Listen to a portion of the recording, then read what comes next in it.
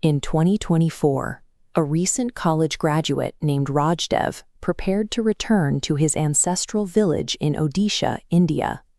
He was traveling to claim a vast rural estate and officially inherit the historical title of Zamindar, a traditional landowner and head of the village.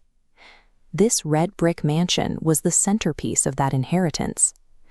But as Rajdev prepared for his coronation, his parents gave him a non-negotiable mandate.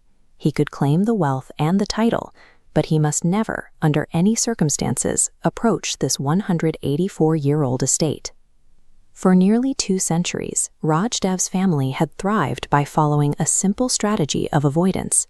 They lived in cities, practiced law, and ran successful businesses, leaving the old compound to the elements, while local caretakers managed the grounds from a distance. By refusing to acknowledge the decaying property, the family elders successfully insulated themselves from its history.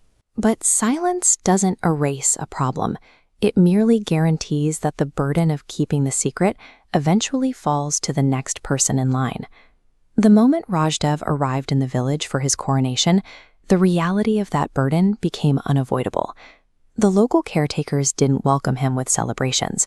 They warned him to finish the rituals and leave immediately, terrified for their safety and his own. The morning after his arrival, the situation shifted from vague warnings to a medical emergency. A family gardener, whose ancestors had worked the estate for generations, suffered a massive heart attack after a night shift near the locked compound. From his hospital bed, the gardener described looking through a corner window in the mansion's western wall. Inside a room illuminated by an eerie, pulsing red glow, he saw 2 horrifying figures, a man with a half-severed neck and a disfigured woman in traditional dance attire, her hands completely burned. Rajdev realized that his family's long-standing policy of looking the other way was actively destroying the lives of the villagers who served them. The curse was no longer a distant family rumor. It was a physical threat to the people in his care. Inherited power is inseparable from the history that created it. Rajdev understood that he couldn't take the title of Zamindar without also taking responsibility for the secrets his family had buried. That night, Rajdev broke centuries of family protocol.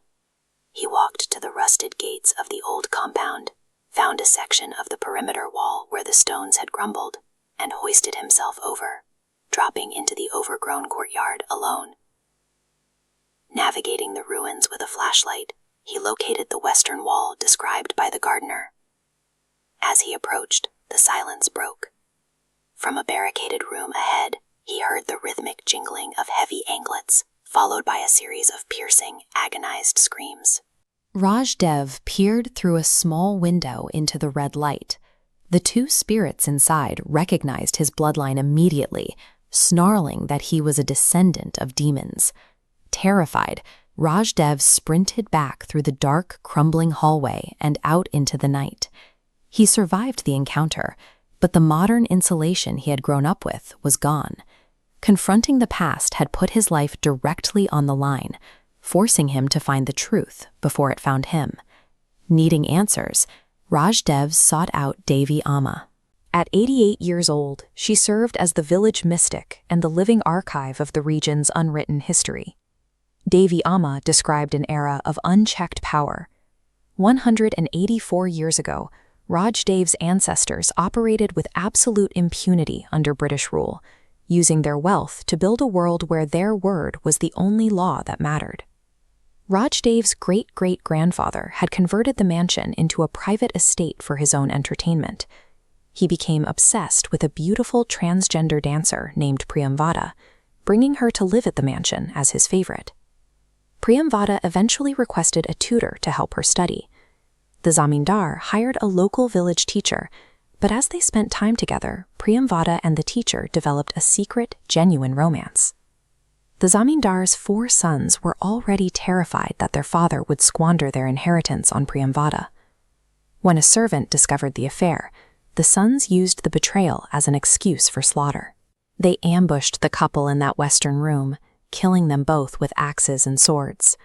To hide the crime, The sons hacked the bodies apart and bricked the remains into the walls of the room. They hired priests to seal the chamber and enforced a total ban on entering the estate, a cover-up that remained intact for 184 years. The screams and the red light were the physical remnants of that injustice. The haunting persisted because the victims remained physically trapped in the walls, an unfinished crime scene that the family had simply built a fence around. Rajdev realized that the spirits couldn't be appeased with simple prayers from a distance. Resolution required him to dismantle the lie his ancestors had built, brick by brick. Accompanied by local priests, Rajdev returned to the western room. They broke down the section of the wall where the bodies had been hidden and extracted the skeletal remains of Priyamvada and the teacher. They constructed a Mahayagna, a large ceremonial fire.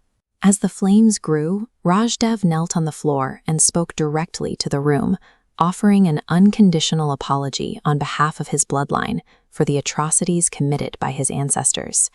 As the fire consumed the remains, Rajdev saw the spirits of Priyamvada and the teacher appearing in the flames.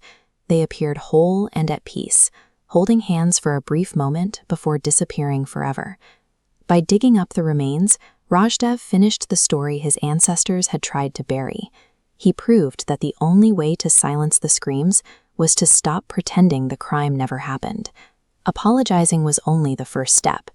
To ensure the cycle was broken, Rajdev ordered the total demolition of the 184-year-old mansion, erasing the monument to his family's sins.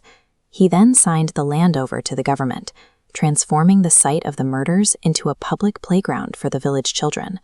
The land no longer serves to hoard family secrets or house ancient violence. Instead of a mansion built on a foundation of suffering, the site now hosts the community his family once exploited. Refusing to keep the secret, Rajdev ensured the story of the 184-year-old curse ended with him. He relinquished the property to heal the very people the estate had once terrified. The haunting of the estate survived in the silence of Rajdev's family for nearly 2 centuries. It finally ended when a descendant decided that the truth was more important than the inheritance.